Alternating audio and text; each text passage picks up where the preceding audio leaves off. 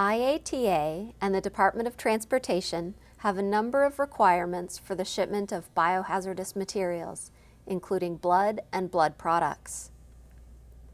The first requirement is that the material be contained in a leak-proof vessel, such as a blood collection tube, cryovial, or centrifuge tube.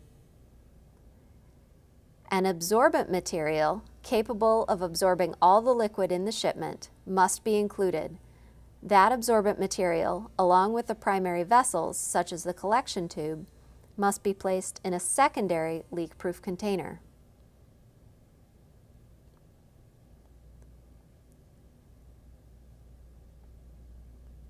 The secondary container may be a sealable poly bag or an airtight canister.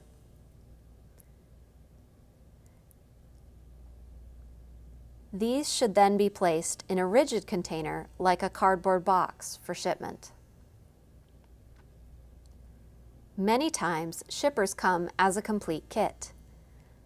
Unless otherwise indicated in your study SOPs, only one individual specimens should be enclosed in each shipping kit. The exterior of the shipping container must be labeled with a UN code and biological substance category label.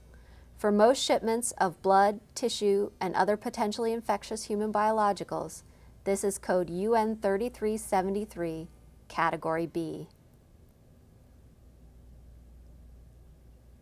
This shipping kit came with the absorbent material in the form of a sleeve designed for blood collection tubes.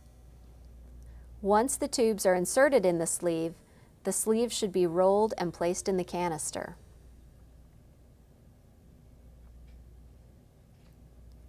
Seal the canister tightly.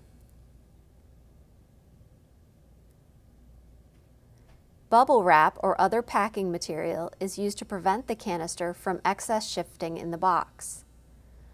Paperwork corresponding to the sample, such as a blood collection form or case report form, should be included in the shipping box according to your study SOPs.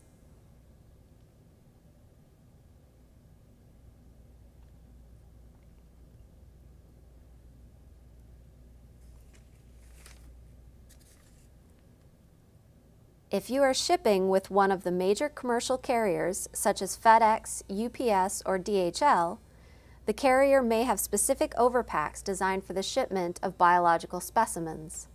This allows for the shipment of multiple specimens in one package.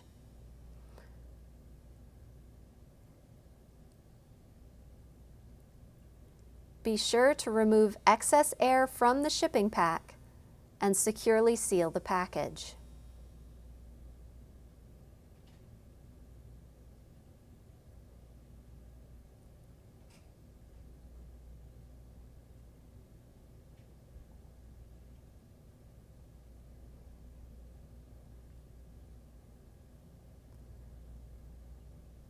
Complete the shipper's waybill with the sender and destination addresses.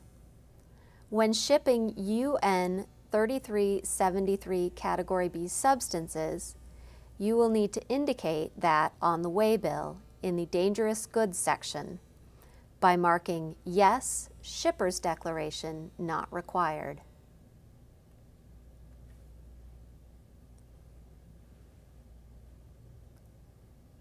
Also, ensure that the appropriate shipping time is marked. Firmly affix the waybill to the package and call the carrier for a pickup.